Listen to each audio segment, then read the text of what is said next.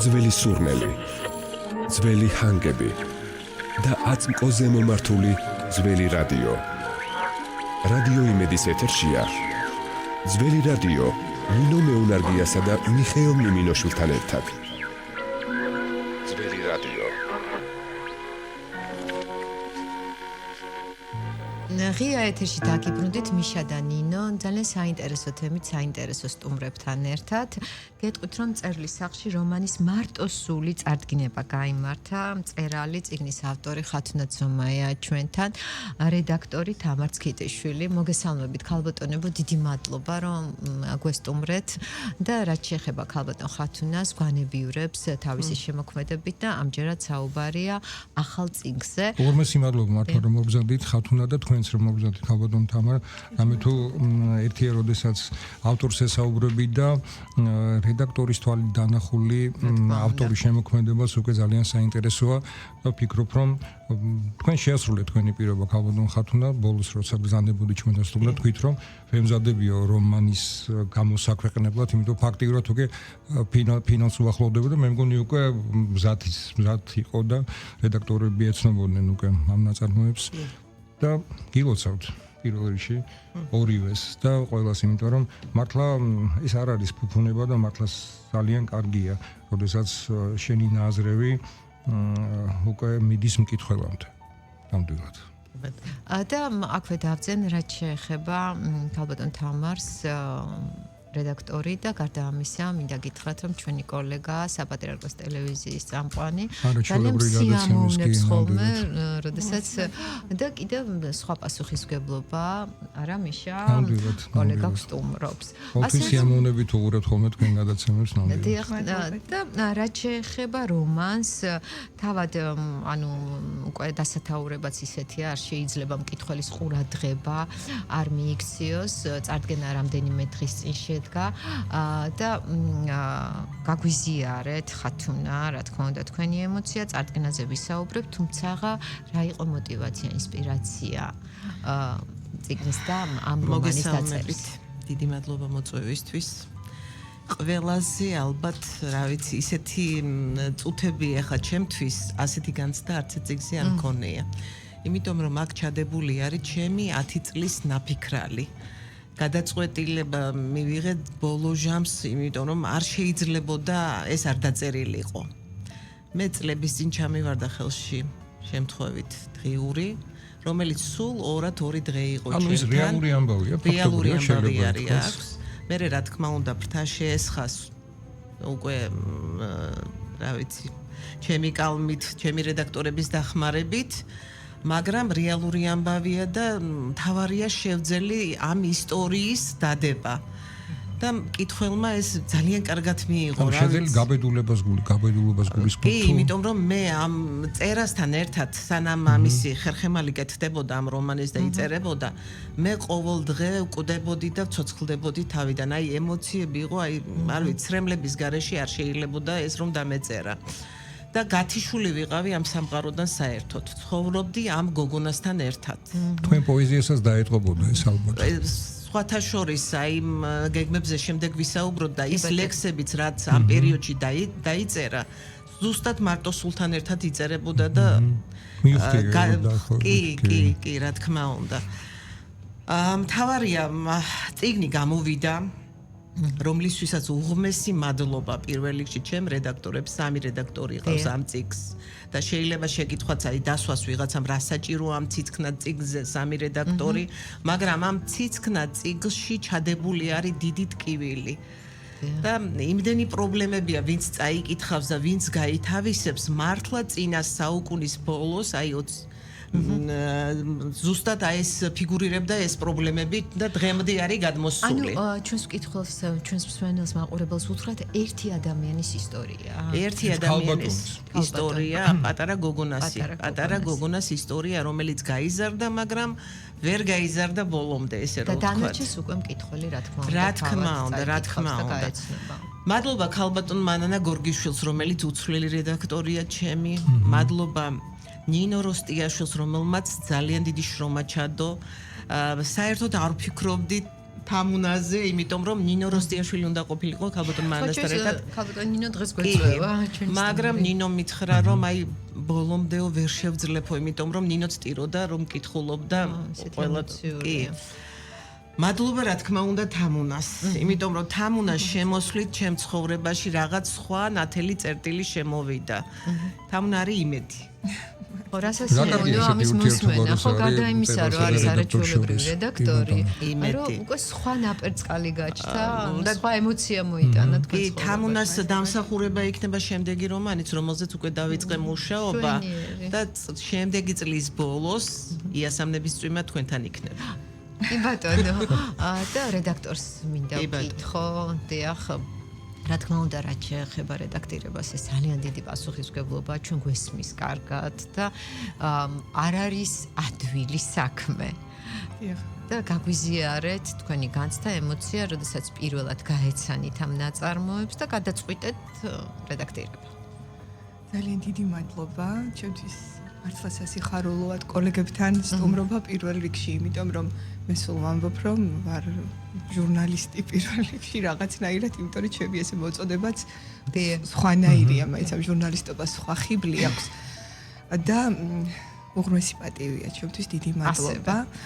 და გეტყვით, რომ ეს რაც შეეხება რედაქტორობას, საერთოდ ერთი ცუდი თვისება მაქვს, როდესაც წიგნს ვეცნობი, რომ ჯერ ვკითხულობ, როგორც მკითხველი, როგორ ემოციას მოიტანს. არასოდეს არ ვიწყებ მასე პროფესიულად მუშაობას. ძალიან კარგი თვისება, იმიტომ რომ თუ რაღაცნაირად საერთო ვერ ვნახეთ, ცოტა უცნაურები ვართ ეს ფილოლოგები, მოგეხსენება და თუ რაღაც საერთო ვერ ვიპოვე ტექსტთან, ვერ ვიღებ ამ წიგნს, ვერ მივიღებ რაღაცნაირად. აი, როდესაც ხათუნა მომიტანდა თან ისეთი აი წამძღვარება ქონდა ნინოსგან, რომ ძალიან ემოციური იყო. მით უმეტეს იმიტომ, რომ ხათუნა ახსენა, ეს არის რეალური ამბავი, რომელსაც ჩვენი მშობლების თაობა ფაქტობრივად იცნობდა და იმდროინდელი საქართველო ძალიან ისე ემოციურად შეხვდა ამ ამბავს, ძალიან ტრაგიკულად დასრულებული ისტორია.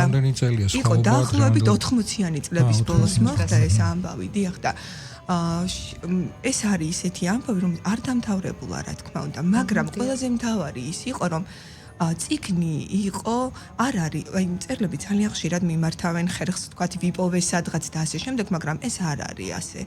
ხათუნა რასაც წერს, განიცდის იმას, იმიტომ რომ ეს ამბავი, რასაც ამბობს, ტირილით მესაუბრებოდა სხვათა შორის და მეუბნებოდა ამ გოგოს ამბავს, როდესაც აღმიწერდა და მეუბნებოდა, რომ რაიმე ნიუანსი არ გამომრჩენოდა სწორედ ამის გამო და ეს იყო ზუსტადაც რა ყველაზე მეტად ხელმოსაჭიდი ჩემთვის და ის რომ ყველა სიტყვას უნდა მოვჭიდებოდი ნებისმიერ მილიონჯერ ვურეკავდი ხათუნას რომ ეს ასე დავტოვო თუ შევცვალო, იმიტომ რომ ამ ყველა სიტყვაში იყო თავისი ემოცია ჩაბლული. ძალიან დიდი მორიდებით ვეკითხებოდი შეიძლებოდა თუ არა რომ ამ სიტყვის ნაცვლად ეს ჩამეწერა. თან ლექსიკა ძალიან მდიდარი აქვს როგორც პოლიცო ყოველთვის კი საოცარი. დიახ, ყოველთვის და ძალიან ემოციურ, რა თქმა უნდა და ღრმა. და ყველაზე მთავარი ახლა როგორც ყველა დედისთვის მოგეხსენებათ, როდესაც შემოდის თქვათ პატარასთან ურთიერთობა დედაშვილობის პრობლემა, მე ამას ვიტყვი, რომ აქ ძალიან ხაზგასმულია ეს ამბავი, ყველაზე მტკივნეული ხაზიც ეს არის და მე თვითონაც პატარაშვილი მყავს და ჩემთვის ეს იყო ძალიან დიდი სიფრთხილით მოსაკიდებელი, იმიტომ რომ შეიძლება და ამ ადამიანის შთამომავლებს უბრალოდ ამოეცნოთ მათი წინაპარ და ამიტომ ეს იყო ძალიან ოქროს შუალედი უნდა დაგვეჭირა ჩვენც და რა ვიცი, არ ვიცი რამდენად შევძელით ეს ყველაფერი, მაგრამ ეს იყო პირველ რიგში, როგორც მკითხველისთვის, იყო ძალიან დიდი ემოციის მომტანი, იმიტომ რომ ეს პრობლემა ჩვენს გვერდით ცხოვრობს დღემდე, ამ პრობლემას დრო არ გააჩნია, ყველაზე მთავარი ეს არის, არც ექნება, ძალიან მოხარული ვიქნები თუ ამ პრობლემით არავინ აღარ იქნება, ვთქვათ, გულნატკენი, მაგრამ ჩვენ და სამწუხაროდ ვიდრე იარსებებს ზოგადად მარტოსულობა როგორც პრობლემა დედასა და შვილთა ურთიერთობა იქნება ეს თუ ქალისა და მამაკაცის თანასწორობა ამ ყველაფერთან დაკავშირებით ვიდრე იარსებებს ეს თემები იარსებებს მე ვფიქრობ ამ რომანის აქტუალობაზე სასაუბროც თემაც და ყოველთვის იქნება ეს რომანი მე ესე ვფიქრობ სახელმძღვანელო როგორ არ უნდა მოიქცეს ან როგორ უნდა მოიქცეს ადამიანი. კი ბატონო და ამასობაში მიშა ძალიან საინტერესო წინასიტყვაობა აქვს. კი მე ბატონ შალვას შალოქარჩაოს ამონარიდი მომეწონა თქვენის ნებართვით ალბათ თამარ ამას დავიკითხავ. მარტოსული სვამს უმთავრეს კითხვებს, რას ნიშნავს სიყვარული, როცა ის აკრძალულია, როგორ მომწონს. შეუძლია თუ არა რწმენას გადაარჩინოს ადამიანის სული და რა არის მარტოობა, დასასრული თუ ახალი ცხოვრების დასაწყისი. ეს კითხვები წიგნს არა მხოლოდ ფსიქოლოგიური და სოციალური დრამის ფორმას აძლევს, არამედ ფილოსოფიურ მნიშვნელობასაც. ხათუნა ცომაიას მარტოსული არის წიგნი, რომელიც ერთდროულად არის პირადი აღსარება და უნივერსალური მეტაფორა. ეს არის ტრაგიკული სიმღერა ქალის ბედსა და სიყვარულზე, რომელიც აკრძალვისა და სიკვდილის ზღვარზე დამსხვრეულა. ხათუნა ცომაიას მარტოსული არ არის უბრალო რომანი ან დღიურის სახით მოთხრობილი ამბავი. ეს არის შინაგანი ხმების კონცერტი, კარგად თქვა რა. შინაგანი ხმების კონცერტი, სადაც თითოეული ფრაზა ცდილობს სახემისეს ქალის უმწავეს განცდებს, სიყვარულს, სევდას, სინანულს და ბოლოს ახალი მნიშვნელობა შეძინოს მარტოობას. უგასრავად ის ამოვიკითხა ძალიან მომეწონა, იმიტომ რომ შალოს ლექსები ძალიან მომწონს და პოეტურად არის ნათქვამი. ამასობაში მოვიკითხავ შალოს პატივისცემით და კიდევ ხათუნა ცომაიას რომანი მარტოსული ერთი ამოსუნთქვით იკითხებაო და თან ფორმატიც ისეთია რა ქვია, მაგრამ ფიქრობ რომ აი ტრაგიკულად თავდება რა თქმა უნდა, იმიტომ რომ თქვენ უკვე ბრძანეთ რომ ეს ტრაგიკული ადამიანის დღიურია, რეალური დღიური. და რომელიც პოეტმა პროზად აქცია, მოდით ასე ვიტყვი, ხო და წარმოვიდგენია როგორი ახლა სიხარულიელის მკითხველს ცოტა ისეთი მომენტი, მაგრამ ყოველი წიგნის გაცნობა რა თქმა უნდა სიხარულია მკითხველისთვის, თუმცა ტრაგიკული ისტორია ყოველთვის ტოვებს რაღაც ისეთ ნალექს, რომელიც დაგაფიქრებს. ასტავებს და ნახეთ, როდესაც საუბარია ეს მინდა კითხვა, დავსვე ერთი ამოსუნთქვით წაკითხვაზე. ზოგადად პოეზიისთვის ეს დამახასიათებელია, მით უმეტეს, როდესაც კარგი პოეტია და კარგი ლექსია, მართლაც ისე იკითხება, რომ ამოსუნთქვას და ჩასუნთქვას ვერ ასწრებს. თუმცა 10 წელი მუშაობდით ამაზე. რომანზე, ხო? რა თქმა უნდა, რთულია ერთი ამოსუნთქვით წაკითხვა და მე ვფიქრობ, რომ ეს ძალიან დიდი სიამონება, როდესაც მკითხველს ესეთი განცდა ეუფლება. ხათუნა, თქვენ შემთხვევაში და როდესაც აი მარტოსულზეა საუბარი. ეს წიგნი და ეს ამბავი რა არის თქვენთვის? ანუ ეს არის მწერლობაში რა თქმა უნდა თუ არ ვწდები ხო, აქამდეც პოეზია გასაგებია და ეს არ არის პირველი ნაბიჯი თქვენი მწერლობაში. მაგრამ არის ეს განსაკუთრებული, არის ეს გამორჩეული და ამით რაღაცა დაიწყო. მარტო იმიდან კი არა რომ პროზაა. პირველ რიგში გავაგრძელებ ნინო, მოვიკითხავ მე შალვას, იმიტომ რომ შალვა ქარჩავას ვინც იცნობს, შალვა არასდროს არ დადებს არც წინადადებას ისე თუ არ ჩაწოვდა ბოლომდე. შალვამ ეს წაიკითხა შავი მასალა და თქვა მიუხედავად იმისა, რომ შენ ჩემი დედობილი ხარ, მე ერთ სიტყვას არ დავწერდი, რომ ეს არ იყოს ზუსტად აქტუალური. მადლობა ამისთვის თითოეულ ადამიანს, ვინც მცირედი წვლილი მაინც შეიტანა ამ ჩემს როგორ გითხრა გამხნევებაში თუ სულიერად ვინც მიდგა გვერდით. მარტოსული, რავი, ჩემთვის ყველაფერია მე მგონი. ჩემთვის ყველაფერია, იმიტომ რომ აი ესეთი ამაღელვებელი წუთები ჩემთვის ცხოვრებაში არ ყოფ, როგორი საღამოც იყო აი 16-ში. საღამო შედგა ისეთი რომ არც ერთი ჩემი საღამო. ხო, არ იყო. რავი, ცრემლების გარეშე მე არ შემიძლია ვისაუბრო ამ წიგნზე. იმიტომ რომ ჯერ ერთი ვიცნობდი თვითონ ამ ადამიანს. თან იცნობდი. თან ვიცნობდი ამ ადამიანს. მე როგორც თან უნამ თქვა, შვილი, აი დარჩა შვილი, ხო და აი ეს დედაშვილობის თემა ძალიან ის არის ჩემთვის, მაგრამ არ შეიძლებოდა რომ არ დამეწერა რა მიიყვანა. სიკვდილი არასდროს გამართლებული არ არის, მაგრამ ერთ-ერთმა მკითხველმა მომწერა, რომელსაც აი ეკითხება ჭკუა, როგორ გითხრა, თვითონ პროზაიკოსია, რომ ამ შემთხვევაშიო, აი მეც კიდევ აი როგორ ვთქვიო, გავერიდეო ყველაფერს მთელ სამყაროს და ვთქვი, რომ სიკვდილი გამართლებული იყო ამ გოგოს შემთხვევაში. ანუ ეს არის ტრაგედია. რა თქმა უნდა, ტრაგედია არის. ანუ თავრიგი მე ფიქრობთ ასრულებს თავის სიცოცხლეს. დავაყოლებ ამას იმ ამბავსაც, რომ ჩვენ აქ მნიშვნელოვანია, როდესაც ხათუნამ თქვა, რომ ეს არის სიკვდილი, ესე იგი გამოსავალი, რა თქმა უნდა, არასოდეს არ არის, მაგრამ არ უნდა დაგვაუწყდეს, რომ ეს მოქმედება ვითარდება, როგორც თქვი, 90-იან წლებამდე. იმ პერიოდამდე ვიდრე რწმენა გაიღვიძებს ადამიანებში და ეს არ ითვლება მაინც და მაინც დიდწოდა. თუმცა აქ არის სწორედ ამ წლების გამოხატულება, ამ წლების მდგომარეობა ასახულია ამ კუთხითაც, რომ ეს გოგო ამ რწმენის გაღვიძებასაც ადამიანი ეს ვინც არის მთავარი გმირი ცდილობს რწმენაც გაიღვიძოს გულში. რაღაცნაირად ეჭიდება აი ამ ფესვებსაც, მაგრამ სამწუხაროდ იმიტომ რომ არ არის, არც საზოგადოება არ არის ამ რწმენით დამუხტული. არსად არ არის ამ რწმენის მარცვალი, რომ თვითონ ირგვლივ რაიმეს მოეჭიდოს. ეს არის მისი უბედურება. ამიტომაც არის ის მარტოსული, რომ რწმენაც არ არის ესეთი ძლიერი, ვერავინ ვერ უდგას გვერდით. აი არ არის საზოგადოებაში აზრი იმისთვის მომწიფებული, რომ თუნდაც დედაშვილობა დაიფაროს და ეს დედაშვილობა არ იყოს ტვირთი მისთვის. ღირსება კი არა, როგორც ჯილდო კი არა, არამედ არის ძალიან მძიმე ტვირთი და შესაბამისად გამოსავალს ეს ადამიანი ვერ პოულობს. სამწუხაროა, მაგრამ რეალობა და ჩვენ ეს რეალობა არ შევცვალეთ. შეგვეძლო რომ შეგვეცვალა, მაგრამ არ შევცვალეთ. კი ბატონო, და ისეთ რა ეხა გისმენთ და მე აუცილებლად დღეს საღამოსვე ამ რომანს წავიკითხავ და რაღაც კადრები დავინახე და ვფიქრობ, რომ შეიძლება ამაზე მხატვრული ფილმიც გადაიღონ. იმიტომ როდესაც ზოგადად ერთი ადამიანის ისტორია ამბავია და თან ფაქტია, რომ აქ მარტოსულობაზე ტრაგიზმზეა საუბარი. როგორც მივხვდი, აქ ხრობამიდის დღიურის ხო, ანუ თქვენ როგორც ავტორი მკითხველს აცნობთ, რომ გაიცანით დღიურს და იმ დღიურიდან გამომდინარე, ანუ დღიურს ახმოვანებთ, თუმცა იმ გახმოვანებაში თქვენ რაღაცა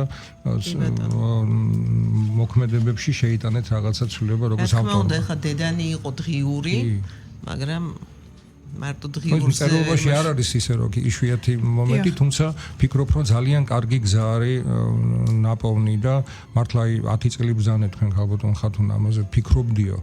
ეს უკვე ნიშნავს იმას, თუ როგორი სიღრმე არის აი ამ წიგნში მოცემული, იმიტომ რომ როდესაც ადამიანი თუნდაც ესეთი გულდასმით უდგება ამ პრობლემას და ესე ღრმატკივილი ცრემლმორეული მიკითხავთ თქვენ ბრძანეთ ხალბატონ თამარ ისტორიასო, დარწმუნებული ვარ, რომ მიუხედავთ იმისა, რომ კიდევ ერთხელ ტრაგიკული დასასრული აქვს, მიუხედავთ იმისა, რომ არ არის მარტივი ისტორია მოთხრობილი, მაინც ბევრისთვის იქნება ეს სწორი გზის მაჩვენებელი. და თქვენის ნებართვით შესავლიდან მინდა ამოვიკითხო ამონარიდი. წუთი სოფელი ვიღაცისთვის დედაა, ვიღაცისთვის დედინაცვალე. ყველა ერთ ვარსკვლავზე არიბადებაო, მეტყოდა ხოლმე ჩემი ცხონებული ბებო. ამ დროს წარმოვიდგენდი საცოდავ კონკიას, რომელსაც დედინაცვალმა ხორბლის მარცვლები დაუტოვა სათვლელად. თვითონ კი თავის მეტი ჩარა გოგონებს პრინცეპთან საცოკვაოდ დაატარებდა კარიდან კარზე. ვეტყოდი კიდეც ბებოს, ბებო ხომ აუცილებლად გამოჩნდებიან კეთილი დამხმარეები, რომლებიც კონკიას პრინცთან მიიყვანენ მეთქი. ბებო კი კალთაში ჩამისვავდა და მეტყოდა, გამოჩნდებიან, ბებო გენაცვალოს, აუცილებლად გამოჩნდებიან, მაგრამ იქამდე კონკიამ ბევრი უნდა იტანჯოსო. და ვფიქრობ, რომ ეს რომანი შემდეგ აი ზუსტად აი ამ ტანჯვის ასე ვთქვათ გზაა და ნუ დასასრული როგორც აღნიშნეთ ციკლი. ხათუნა მე მინდა მაინც დაგიკითხოთ, როდესაც ციგნის პრეზენტაცია იქ მოდიან ადამიანები, ვისაც ციგნი წაკითხული აქვს და მკითხველის აი სრულად უცნობი მკითხველის რეაქცია მაინტერესებს. რა თქმა უნდა ეს მნიშვნელოვანია, იმიტომ რომ მათთვის თქვენ ერთია როდესაც რედაქტორია, შენი მეგობარია და რა თქმა უნდა მაგრამ როდესაც უბრალოდ ვიღაცა მიშა და გრიშა წაიკითხავს ან ხო რაღაცა მისი რეაქცია მაინტერესებს, აი როგორი იყო. წაკითხული ქონდა რედაქტორებს მარტო რა თქმა უნდა ნამუშევარი მე და ჩემ შვილს. მე შალვას. კი ბატონო. შალვა იყო წამყვანი რა თქმა უნდა. შვილობილ ქარჩავაზე. შალვა ქარჩავას ჩემ შვილობილს. და დარბაზში მსვლობს არცეც არ ქონდა, მაგრამ იცით რა ინტერესი იმდენად დიდი იყო, იცით რა არის 7 პოეტური კრებულის ავტორი ვარ. კი ბატონო. ხო, ეხლა ვერ წარმოედგინათ, ბევრმა თქვა, ვერ წარმომედგინა თუ ამ სახით მოხვიდოდი პროზაშიო. და ინტერესი იყო დიდი, იმიტომ რომ აი რა ვიცი, როგორ ვთქვა, ხალჯერ დარბაზი იყო სავსე, ფეხზე იდგა ხალხი და არის ეხლა იშვიათობა, ჩემს საღამოებზე არ არის ეს იშვიათობა, ეხლა ცუდად თქვენ მაღლობად არ ისაკნათ, მაგრამ მაინც ინტერესი რომანის მიმართ დიდი იყო. რა თქმა უნდა. ხო და კარგად ჩაიარა სიტყვა პასუხის რეჟიმში ჩაიარა. აი ესეც რაღაცნაირად არ იყო ცოცხალი ის იყო, იმიტომ რომ საერთოდ როდესაც პროზა არ არის ცოცხალი ისა დარბაზი. კრიტიკოსებმა რა თქვეს? რა ვიცი არ გამოვხტარა ჯერ არა რას ნახეთ ჯანსაღი კრიტიკა ყოველთვის. არა მე მაინც მკითხველს დაუბრუნდები, აი თქვენ Facebook იგავ და მაინტერესებს, აი ვინმე თუ გამოეხმაურა და აი ეს რეაქცია მაინტერესებს. თამნა მილაპარაკოს. ძალიან, ესე იგი მე ხათუნა ვერ თქვა რა თქმა უნდა მისი მოგზაურობიდან გამომდინარე ის რაც ხდებოდა საღამოზე, მე ხა არასოდეს არ მიდი თანამშრომლია მწერალთა სახლთან, მაგრამ გარდა იმისა, ნუ სხვანაირი ურთიერთობა მქონდა დიახ. და ვიტყოდი იმას, რომ ესე იგი ისეთი ადამიანები იყვნენ იქ, სერიოზული კრიტიკოსებით, სერიოზული მწერლები და ზუსტად იყო ეს განწყობა, რომ აი პოეტ ქალს რამდენად შეუძლია რომანი დაწეროს. აი ამაზე იყოს ეს განწყობა. იგრძნობოდა, მაგრამ თქვენ როდესაც წაიკითხავთ, ნახავთ, რომ ეს არ არის ხმამაღალი ნათქვამი, მე მგონი ხათუნა წერს რიტმული პროზით. ეს არის პოეტური პროზა, დიახ, თეთრ ლექსს უფრო გავს ვიდრე პროზა, დიახ. შესაბამისად, ესე იგი ამან როგორც გადაშალის წიგნი ეს უკვე იყო მიმზიდველი მათთვის და საკმაოდ ისეთ ენამწარი ასე რომ ვთქვათ ადამიანებიც კი ვინც ზოგადად არიან აი ძალიან ძლიერი კრიტიკოსები და ძალიან ისე უდგებიან რომანს, ქართულ რომანს მათ აღნიშნეს ქალი პოეტის მით უმეტეს დიახ მათ აღნიშნეს რომ ეს წიგნი შეიძლება შევიდეს ჩვენი საუკუნის 10 საუკეთესო რომანს შორის. დიახ, თქვენც ნახავთ ამას. დიახ, მე არ ვამბობ ხა სახელს და გვარებს, რა თქმა უნდა, საკმაოდ ძლიერი მწერლები არიან ესენი და რატომ ვამბობ ამას იცით რომ რა თქმა უნდა, ხა მოდით ვთქვათ რომ სტერეოტიპებს ჩვენ საზოგადოებაში მწერლებშიც არ მწერლებში ყველგან აქვს ძალიან დიდი ფესვები გათქმული, ხო, მაგრამ მიუხედავად აქ არ იყო ქალსა და კაცზე საუბარი. აქ ყველაზე მეტად იყო პოეზიიდან პროზაზე გადასვლა. და მით უმეტეს რომანის შეჭიდება, თორე ხათუნას ჩანახატებს ეხა ყველა ვიცნობ, ძალიან ემოციურია, ძალიან პოეტური ენით იწერება. და ძალიან თანამედროვე და სოციალური პოეტის ეს რას ნიშნავს ეს წიგნი ხათუნასთვის? არა, ხათუნას ლექსებში ყოველთვის იკვეთება ხოლმე რაღაცა ის პრობლემები, რომელიც რეალიზმი ასე რომ ვთქვათ, რეალური ამბავი, რომელიც დაედო საფუძვლად ძალიან ლამაზ ლექსს სიტყვაზე. და აი ამ რომანს პირიქით, აი მე ვიტყოდი, რომ ხათუნა წერს პოეტური ენით და ძალიან კარგად მიიღო საზოგადოებამ. რა ვფიქრობ, ძალიან საინტერესოა, ხო? ანუ ფაქტიურად როგორც თქვენ აღნიშნეთ, თეთრი ლექსად შეიძლება აღვიქვათ და პროზად ქცეული პოეზია. და ზოგადად ხო ეს ჩემი მოსაზრებაა და მინდა აღნიშნო, თუმცა არავის თავს არ ვახვევ, მე ვფიქრობ, რომ რატომაც არა პოეტი შეიძლება აღმოჩნდეს შემდეგ არაჩვეულებრივ პროზაიკოსს, იმიტომ რომ ჩვენ ძალიან ბევრი პოეტი და პროზაიკოსი გვყავს, ხო? რა თქმა უნდა. და რატომაც არა. და კიდე რაღაცა საინტერესოდ გაწვდის აი ამ წერლობას, ნაწარმოებს სხვანაირად იკითხება. მე დარწმუნებული ვარ, რომ ამ საღამოს ძალიან დიდი სიამოვნება მელოდება აუცილებლად გავიკითხავ ხათუნა. კი დრო გვეწურება და მომავალ წელს გეწვევითო, ანუ ახალი რომანი უკვე დაიბადა? თან თქვენი ხმები თავდახალ მე ვიტყვი რომ უბრალოდ მსმენელს ვაცნობებ რომ ფრანკფურტის ციგნის ფესტივალზე გამომცემლობა თაშრი პუბლიშინგმა წარმოადგინა 20 ქართველი ავტორისაგან შემდგარი წიგნი მელანი აპლოდისმენტების გარეშე და მათ შორის იყო თქვენი ლექსების და ეს ძალიან დასაფასებელია და კიდევ აქვე დავაანონსებ და რა თქმა უნდა, როდესაც ის იასამნების წვიმა ჩვენ ანუ ხო, მოგზაურობთ იასამნების წვიმით. იასამნების წვიმამდე ბოდიში მიშა მოვალ პოეზია პროზი. რომელსაც რედაქტორი ქალბატონი თამარი იქნება. ქალბატონი თამარი და მანანა გორგიშვილი.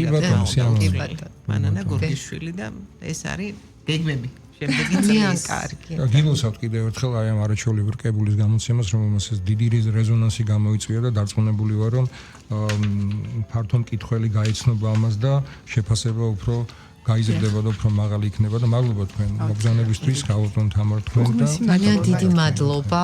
გისურვებ წარმატებებს და რა თქმა უნდა, კვლავ გელიციახლებით და ჩვენს მენელს და მაყურებელს კიდევ ერთხელ ვეტყვი, რომ ჩვენი სტუმრები იყვნენ მწერალი ხათუნა ცომაია, წიგნის მარტოსულის რედაქტორი თამარ ცქიტიშვილი და რამდენიმე დღის წინ მწერალთა სახლში გაიმართა ხათუნა ცომაიას წიგნის მარტოსული წარდგენა. წარმატებები, მადლობა ჩვენ სტუმართან ერთად დაგიბრუნდებით, ძალიან საინტერესო ეთერი გველოდებათ.